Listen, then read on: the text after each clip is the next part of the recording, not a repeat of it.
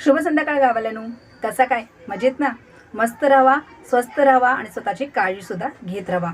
आणि तुमच्या सगळ्यांचे खूप खूप धन्यवाद की तुमका माझे मालवणी भाषेतले व्हिडिओ आवडतात. तर माका खूप चांगलं वाटतं आता की म्हणजे इम्प्रूव्हमेंट होता कुठेतरी आणि तुमचं सपोर्ट पण मिळतात. त्यासाठी तुमचे खूप खूप धन्यवाद. तर आजची व्हिडिओ स्पेशली म्हणजे मला काल एक कमेंट इलेली एक माझे सबस्क्रायबर आहेत त्यांची की ते बोललेली की कोकणची पर्यटन स्थळा दाखवा. तर सध्या काय असं म्हणजे सध्याची परिस्थिती मी सांगते की मी असं एक गृहिणी, माझी मुलं लहान आहेत आणि गावात आम्ही गणपतीत जातो आणि मे महिन्यात जातो. तर मे महिन्यात पण गेल्या वर्षी लॉकडाऊनची परिस्थिती परत इलेली तर आम्ही तिकीटी कॅन्सल केलो. आणि गणपतीत काय असतं, मग कमी सुट्टी असतात, मुलांची शाळा पण असतात आणि त्याच्यामुळे मग गणपतीचे दिवस असतात तेवढ्यातच आम्ही तेवढेच दिवस राहतो. लगेच दुसऱ्या दिवशी आम्ही गाडीत बसून मुंबईत येतो. आणि मुलं लहान असल्यामुळे म्हणजे जास्त फिरावासा पण नाही वाटणार आणि सध्याची तर करोनाची परिस्थिती म्हणजे अजून ओसरलेली नाही आहे, त्याच्यामुळे म्हणजे जास्त फिरणं होऊ नये आम्ही. तर मी कधी गावी जाईन आणि ते गावी कुठे कोकण पर्यटन स्थळावर जाईन तर नक्कीच तुमका व्हिडिओ दाखवीन, तिकडचे ब्लॉग्स दाखवीन.